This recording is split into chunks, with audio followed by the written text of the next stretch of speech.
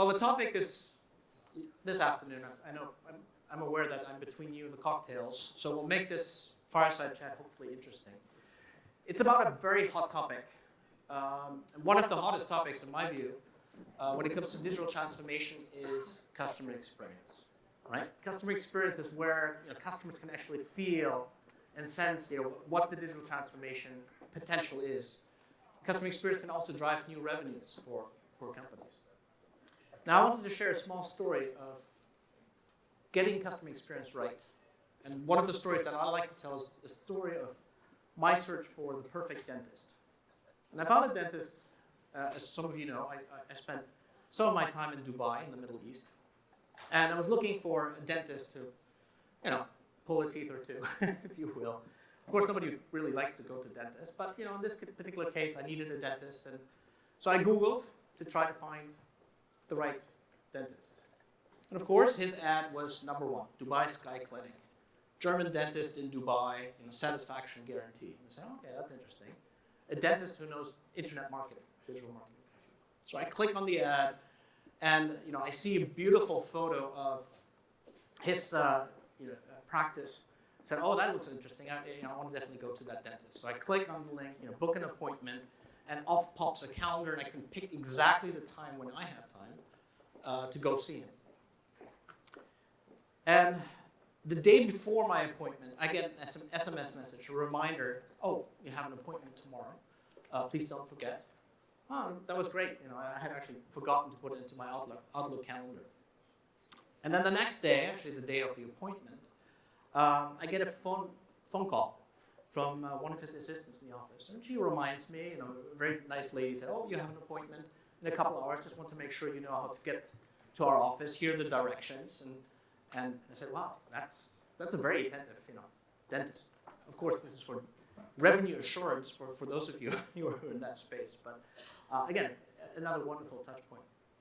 So I get to his office, and as I open the door, everybody is smiling, and I walk into this absolutely gorgeous dentist office with a view of the ocean in Dubai. One of the nicest areas in Dubai, Dubai Marina District. But you have a view of the ocean. The most beautiful dentist. I mean, it looks like the penthouse, of a billionaire, if you will, when you walk through it. I said, oh wow, this is fantastic. And as the assistant greets me, Mr. Popov, welcome to Dubai Sky Clinic. Can I offer you a cappuccino? I said, oh, am I sure I'm not at Starbucks? No, I'm at the Dubai Sky Clinic. So I get the cappuccino, and she walks me into what looks like a living room. Again, facing the ocean, very beautiful, like this fireside chat, the white couches. I sit down, enjoy my cappuccino.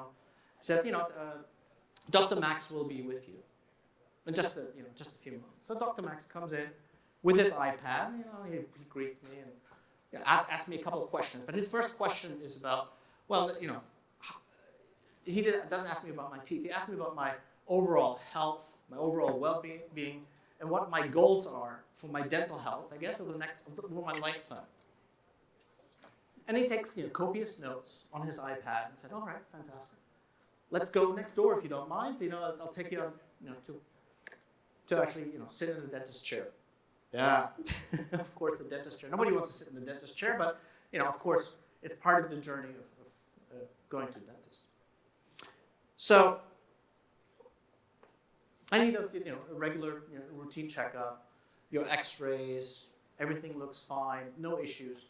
And then at the end of my visit, he says, I hope there are a bunch of things we need to do over the next year or so. But my assistant will kind of check in with you, drop you an email, maybe call you and kind of remind you of when your next appointment is, when your next cleaning should be, when you should take X-rays again. And then, by the way, we also do teeth whitening, but that's not necessary. Your teeth are perfectly fine. But we'll remind you. Don't worry. Again, he takes copious notes. Little did I know that he had Salesforce CRM, of course. But this is a dentist who kind of gets everything right. Anyway, at the end of my visit, he gets all my details, my email, my phone number, my nationality. He has notes on my hobbies, my job, everything that I do. So every year since then, we continue having a continuing conversation about our different vacation hotspots and and we compare notes. How was my Thailand vacation last year with your wife? And he knows more about me than most other professionals that I interact with. It was a fantastic experience. Anyway, at the end of my visit, my first visit, he says, by the way, since this is your first visit, it's free. You don't have to pay. Just, if you like, just recommend this to some of your friends. Now that particular dentist, I've been back now for the past 11 years, got 3,223 referrals through me because I keep telling the story about customer experience at different conferences. And he knows that specific number because of the Salesforce CRM that he uses. He gets every single aspect of his customer experience right. And speaking of digital transformation, he also bridged the gap between the physical and the digital world. He knows how to master it, mobile, SMS, notifications, scheduling, all these other wonderful things.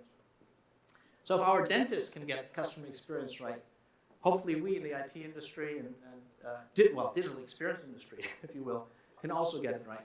So with no further ado, let me get to actually our fireside chat. And what I wanted to do is ask Nic and Venki to introduce themselves and tell us a little bit about the companies that they work for. So maybe starting with you, Nic. Sure. And the wonderful work that you do at Lifetime. Thank you. Well, we always hope so, right? I'm actually glad my CEO isn't here listening to you right now because he'd be trying to hire that dentist, and we would have a new vertical within our company. So I work with Lifetime, which is the Healthy Way of Life company. We actually own and operate around now almost 150, actually at 151 gyms now. We're opening them so quickly it's hard to keep up. We, in the last 12 months, opened 13 new locations, which is just absolutely incredible. What a lot of people, when they hear Lifetime, they think Lifetime Fitness, which is what we used to be branded. We actually moved that out of our brand because we're a multi-use facility that's much more akin to a resort atmosphere. And we service everything from blood work. We have doctors, we have chiropractic, we have we're the largest in the U.S. for racket sports, for rock walls, for healthy cafes, for spas. It is absolutely incredible. And in fact, one of the pieces of information that is surprising to a lot of people is that we actually have more water in our pools than if you added up the amusement parks in the U.S. Wow. So a pretty sizable company and still in its infancy at 26 years. So, but we're producing, like I said, faster than we ever have, and we continue to grow. In fact, we've just sprouted up 2 new millwork buildings because we do all of our own millwork for all of our clubs. Oh. So to your point, Lifetime is an experience company. Mm-hmm. And with that, we continue to open up adjacent businesses. Most recently, we opened Lifetime Work, healthy work facilities. And very quickly here, we're going to open up our first Lifetime Living, which will actually be a living facility for apartment living that is the Lifetime brand. So our goal is to be the Disney of a healthy way of life. All right. So with them, I actually am Vice President of Technology. My main responsibilities are focused around delivery and everything that includes around application development, our user experience, et cetera, et cetera. All right. Moving on to Dr. Venki. Please tell us about your Andy, that was a great story. So I think I'm going to be moving over to Dubai for all my dental work, based on that experience. So I'm the CEO of Koopd.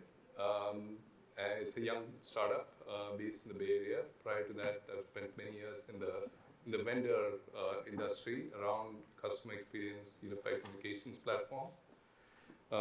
Probably the best way to describe what we do is to tell you another story, which is not as edifying as the one that you told me. A few days ago, I heard my wife on the phone. She's one of the most even-tempered, soft-spoken people you could meet.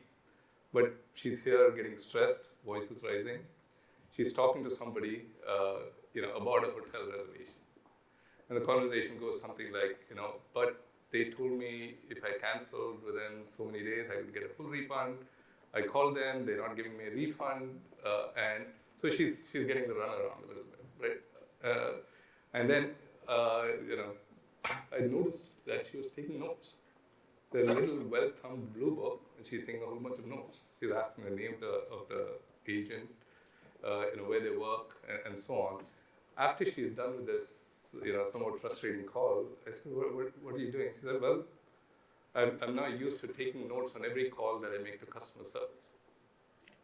So it hit me, In my career, I'm reading all these great articles about how products are becoming, experiences and transactions are no longer one size fits all, and yet, from a customer service perspective, contextual, cross-channel, persistent experiences. Who's the biggest player? The poor consumer, who's paying the company to pay the service. They're taking notes so that they can keep their head straight and they can communicate what the company is promised them, right? So it's kind of what we do. So we have a platform that curates cross-channel, consistent, and contextual experiences across time and across session. And that's my company. Oh, very good. Thank you, Becky. Thanks for thanks for being here today. Yeah. Well, let's first start with kind of why is customer experience important? Why is it so difficult to get right? And first question to you, Nic. Maybe you have a great story to share with us around customer experience that you really felt was exceptional, and maybe a customer experience that you thought was absolutely horrible. Sure. I'm a little tentative to actually mention the company for a host of reasons. However, I have a very popular grill brand. Within its warranty period, I had a problem. I called up and they had a very unique method of customer service, which was they kind of crowdsourced their customer service. So I talked to someone out of their home and they were incredible. I mean, it was a fast conversation. So sorry this happened. No questions asked. We're going to drop ship you a new unit to cover this problem. I was just blown away. Took my information off the phone in no time flat. It was, I just never had that kind of an experience. And the reason why it'll be obvious that I didn't want to name the company is that the part never came. Wow. So the best experience I had in a very long time in customer service turned into a real nightmare. And it was so frustrating that I physically haven't even called back. Oh, that's an interesting one. Becky, have you experienced something like that? Good customer experience that turned into a Well, actually, surprisingly, yes. There are a number of companies that have invested over a number of years, understanding the customer journey, understanding, taking the trouble to listen to the voice of the customer, and rejiggering their customer interfaces to be more responsive. And I think, I will kind of identify two attributes of those good customer experiences. One is they are indeed more digital, right? So they pay attention to the nuances of the digital interfaces and make sure they are contextual and sort of personalized to the need. But there's another aspect which is also surprising, which is that if the digital doesn't work and you have to end up talking to a human being, that human being is knowledgeable and empowered and is basically motivated to treat you right. Mm. So I think you have to get those two pieces right. And I am seeing that a number of companies are understanding that link. It's at the end of the day, people do business with people. Machines are there to make that go smoothly, but the moment you kind of overdo the machine to human interface, something is going to break down eventually. So, I think there are a number of really good news stories. Oh, very good. Well, switching to lifetime specifically, what are the customer experience challenges and opportunities that you see in your business? Oh gosh, being a company that hangs our hat on our experience, we're rich with opportunities. Mm-hmm. We actually started just with our destinations, right? So we've built our brand out of these amazing destinations that have so many things under one roof that and that all have to work in synergy. Internally, they're actually thought of as individual companies.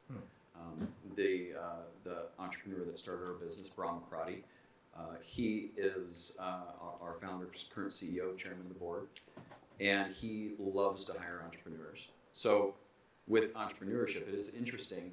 There's internal and external struggles with the customer experience, making sure that we actually have a standard customer experience, no matter what club you go into, no matter what department you're dealing with. So in that same kind of a thought, that's pushed down into our individual team members to create that customer experience. And taking that into the digital realm is a very tricky thing to do, to be able to try to create the same type of a digital brand as we have in our clubs. You would think that the same type of approach could be taken in both places, but it's just not true. We've had to make considerable investments and absolutely rejigger the entire way that technology approaches the delivery of our digital experiences to ensure that we can come up to brand standard. And fighting our way up, and when I joined the company, we had a 1-star app that was mostly Congratulations, I assume. yeah, it was not necessarily our best foot forward. Right. And luckily now we actually are at a 4.8 star, 85,000 plus review app that's been downloaded over 1 million times with our member base. But to get there, it was a very, very strict journey of ensuring that we were meeting our customers' needs and meeting them where they were at.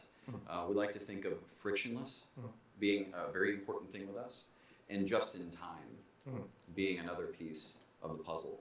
So we continue to try to create those experiences, and this year we've actually launched an additional app to be part of a hub and spoke model that will allow people to use our services and workouts, but then also interact with their trainers and be able to do it in a very seamless manner. So it's weaving those digital experiences back into our physical experience that actually is the key to keeping those in sync. Right. That is a big challenge, especially when it comes to digital transformation. How do you bridge that gap between the physical and the digital world? A call center and, say, a chatbot. Yeah, absolutely. And and Nic makes a really great point. I mean, this is about the customer expecting high touch personalization. I have a need. Can you satisfy that kind of? And when it's people to people, you can kind of negotiate, but it's not scalable. When it's digital to customer, it's massively scalable. But how do you bring empathy to that digital interface? It's not easy. I think there are kind of a few components to that. Personalization, I think, is very key. So in digital, you're tempted to achieve scale by doing one size fits all, the same program for everybody. You architect it once, let it run, and it's what you get over a period of time. I think it's important to think in terms of what customers are you serving, kind of maybe segment them and tailor an experience, digital experience to people or persona. So I think that's key. Too predictive and proactive, I think, is also key. I think for most people, I think the delight comes from the fact that their needs are anticipated, and the work they have to do in conducting business or consuming a product or a service is reduced. And that comes from being proactive and predictive. But possibly the most important aspect, I think, is adaptive. When it's people to people, it's almost like a negotiation. Right? I mean, the person consuming has a chance to kind of throw some color in there, use their own language and framing of what they're looking for. And in that dialogue, if the dialogue is structured right, magic can happen. A digital experience, if not designed right, can be a stiff, kind of inflexible thing, and my wife's case, drives off the wall, right? So it's important to think in terms of adaptive, and make sure that your digital experience can sense what the customer's context is and what they're trying to accomplish, and get the right logic in place to serve, as opposed to just taking them on a fixed path. Yeah. I read in a study last week that the average number of channels that companies deploy these days is 16. Some other studies suggest it might be as much as 24 different channels, and I don't even know what those channels are these days. Right.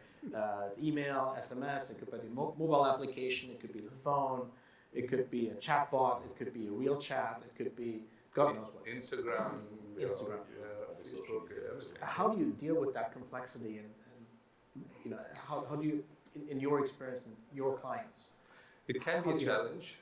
What I've seen businesses do is take one of two approaches, right? At least that's what I'm observing today. I'm not necessarily advocating that's the right thing to do. There are businesses that optimize for the specific channel, right? So there are businesses that have a built-in ecosystem around retail on Instagram, or retail on Facebook, or retail on Amazon, and they buy into the ecosystem, they take advantage of all the tools, and there's enough business to be conducted in that ecosystem so that they can build the best of breed experience on that ecosystem. So that's one extreme. On the other extreme, the business does what it does. It has these 24 or whatever number of channels, and they have to accommodate everything. And their temptation is to normalize the experience across all of them, right? You come in on whatever channel, and I'll try and give you the same experience. It's tricky because the channels have lots of very distinct idiosyncrasies of their own, and normalizing an experience across them that gives the best of breed personality in that channel is not easy to do. So the normalization ends up becoming the lowest common denominator across all channels, and which is usually probably the worst experience that you can provide. So it's a very tricky balance.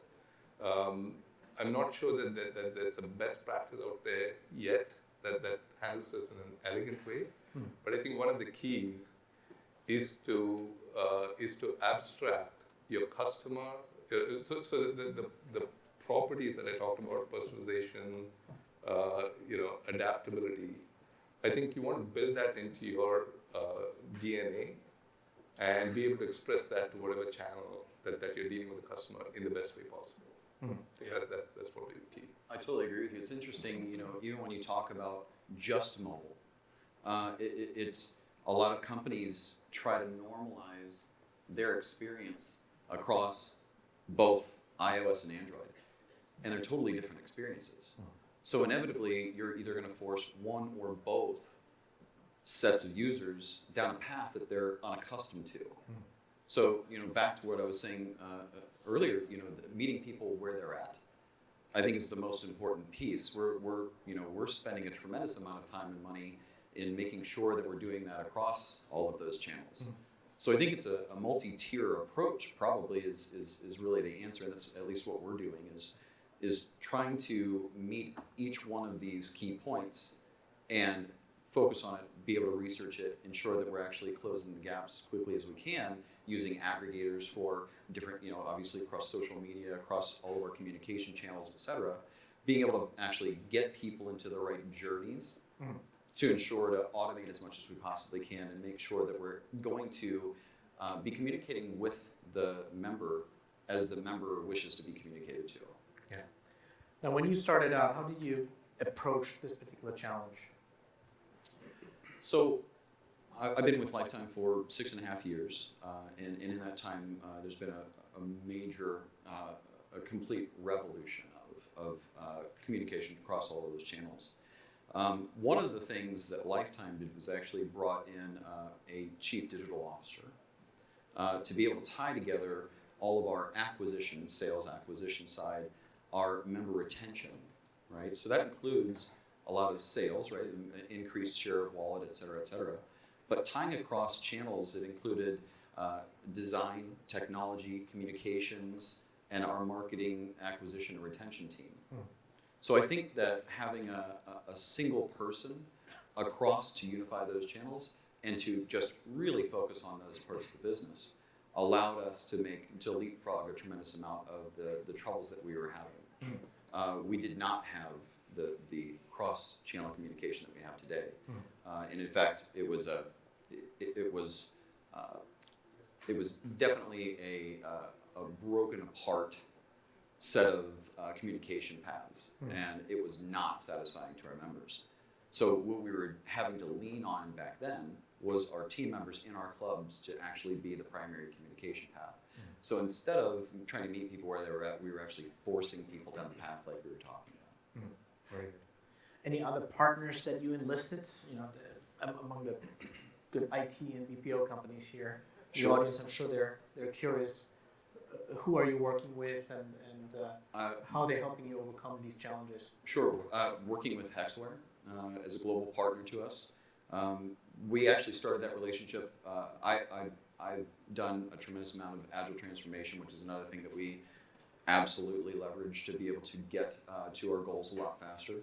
And as part of that, I was looking for a partner to come in and just do an assessment. And that started the relationship with Hexware. And we actually ended up choosing Hexware for our app dev, our infrastructure, and operations. So across all those channels. They've brought in a lot of thought leadership, specifically starting with the agile transformation and ensuring that we were able to move our agile maturity forward as fast as we possibly could. And it's been a relative overnight change in the amount of production that we have, which is actually what we base our application development relationship off of, is production, not headcount. Yeah. I mean, it sounds like customer experience. It sounds like it's not an IT project. It's not an IT challenge. It must involve the business, right? Absolutely. So you need to work very closely with your counterparts in business, pull them in to get things right. It can't be just something. Hey, here are my specs. Go do it. Go execute it. But it's something that you guys improve every single day almost, right? It's interesting you say that, actually, because one of the things that I noticed was that when I joined the company, user experience was it was thought of as the people that do wireframes, right? And they were missing the entire customer experience portion of that. And so I actually brought user experience into technology, actually tuned them a little differently, got some more information architects, a lot of researchers, and then broke it apart and put part of that into the business. So once you can actually separate the thought path of user experience, and we call it experience design, is what we pushed off to even try to rename it, rebrand it.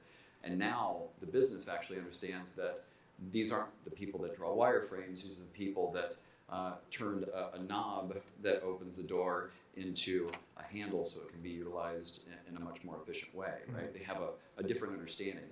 And so really stopping, understanding that IT is a service, and if you don't actually understand the business, then there's no way that you can service the business. So pulling that out of technology, pushing it back into the business, actually created a lot of that capability. All right, very good. Now, thank you. Just going back to the 16 channels or 24 channels that most companies have these days on average. I understand your company helps with the orchestration of the different customer service channels. I guess whenever an inquiry comes in, you have the ability, or your software platform has the ability to essentially orchestrate the different flows of information. Yeah. But I think what's interesting these days, and your PhD might come in handy for that, is all this talk about AI and advanced analytics, machine learning, all that other fun stuff. What's the reality of that these days, and how can companies leverage that? So, at the risk of disrespecting my PhD and the 5 other PhDs on my team, I think we're maybe jumping the gun a little bit on AI for the following reason. And again, building up on an excellent point that Nic made, UE, or user experience, is not UI, it's a wireframe, right? User experience is about thinking about what your customer is trying to do and providing them the most delightful path, and if not, at least the least troublesome path, right? I mean, we have to be somewhere in that spectrum. And so a lot of companies, have the foresight to engage in a journey mapping kind of project, right? But then you do the journey mapping. How do you turn that into practice, right? At the end of the day, the digital and the software part of it has to become an IT project. And the moment it turns into an IT project, and the moment anything turns into a project, there's a risk of complexity. There's a risk of the tactics or the implementation of that kind of being divorced from the concept that led to it, and it takes so long that by the time it's done, it's obsolete, right? So those are some of the pitfalls of doing this as a project. I think that the key is to turn, as has happened in many IT services, is to turn customer experience into a living ops kind of model rather than a project kind of model, right? So, as Nic mentioned, companies are continuously tweaking what they're doing for their consumers. And so the experience has to be continuously tweaked, and it cannot be done in an architecture that is built for one point in time by a team that was working within some budget or time constraint, and so they had to make some optimizations, right? So customer experience, like everything else, has to turn into an ongoing operations thing, and that is probably where AI has the greatest potential, right? So if you're instrumenting your frameworks and your architecture by which you provide your experience with enough touch points of data, having a framework where you can kind of understand and utilize that data in a virtuous feedback loop and implement that feedback loop as a way of auto-tuning and self-learning for your customer experience, I think you'll end up in a place where projects are a thing of the past, and the system is kind of improving itself. But it's not holy grail. I mean, AI today is give me all the data you got, and I'll surface whatever insights I can find. I think AI should be, let's build a system with the right probes, right structures of data, and let's make it a continuous process of feedback, making even small improvements on an opportunistic basis till you get the system that you want. Nic, do you have that kind of virtuous feedback loop? I completely agree with everything that was just said, because yes, I mean, we do, and if you even think from a software development aspect, continuous improvement as a mantra has been there for a long time. I think that most companies miss the mark, right? I think that we're spending a lot of time and just barely scratching the surface here. And so even though we've seen great success within our mobile platform, we're completely rethinking it. I think that to the point of project, I think that instead of projects having continuous improvement, instead of having projects having a product that's continuously improved upon, leveraging not just AI, but every tool that you have to be able to do that. One of the things that we're moving to is more contextual. And so that makes AI a very real capability for us, but all the framework has to be there. Can you give us an example of that? Sure. So if you're utilizing our mobile app, because of the amount of verticals that we have as a company, you could be a lifetime work member where we have healthy co-working spaces. If you're a lifetime work member, then you either have one of two choices as a company, and you can have multiple applications. Again, forcing a user to think about what are they doing, where are they going to be. You could have an extremely bloated mobile application, or you can tailor the application to what you understand the person is doing. And this is where the power of AI will absolutely come into play for us. But tiptoeing our way into it, if you today show up at the club, the app has no idea you're there. We're not leveraging the location services to actually show a difference. There's no reason why you'd be standing in a club looking for a club. But today, that is kind of the experience.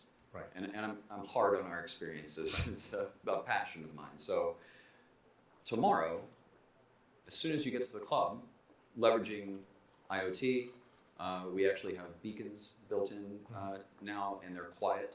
So we have heat mapping that we can do, everything based off of you having the app installed. But off of those, we'll be able to, as soon as you get on site, be able to surface information to you like it's been long enough to where you actually need another haircut. Oh. And your stylist is available and pop up that capability for you to immediately book that appointment, and or your massage therapist, and or chiropractor. Massage sounds good right about now. Yeah. I think everybody wants to have their drinks and a little massage, maybe some chiropractic, I'm not sure. Absolutely.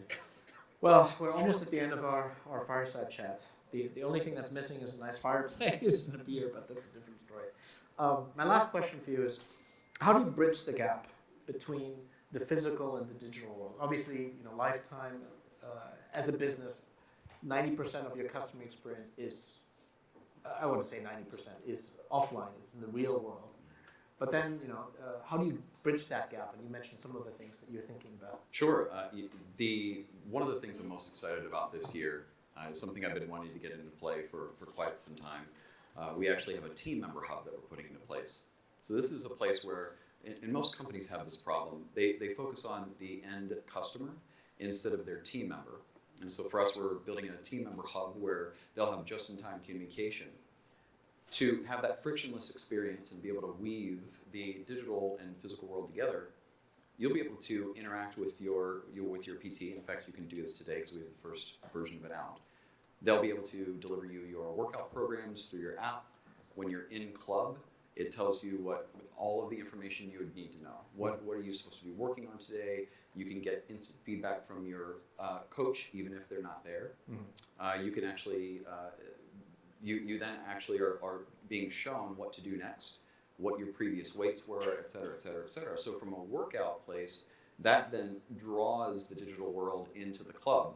But also we created from the ground up our own heart rate technology. Whereas we have sensors in the club that pick up ANT+, which is what most heart rate belts will broadcast in. So a way that we have woven the experiences together are that in club, when you walk in, you'll see everybody's heart rates with their heart rate zones up on monitors, because we also actually own the capability of reading your breath to tell you how much your caloric burn is made up of fat or of carbohydrates. So you walk into a session, you're in an amazing performer's class, including the digital aspect of having all your heart rates going as well to make sure that you're in the right heart rate zone. If you're in a cycle class, it also includes the actual power that you're outputting on your bike. So it becomes an immersive experience that blends those pieces together, and to even lower the friction more, because if you're out in training, you can take our app and do heart rate training on the go.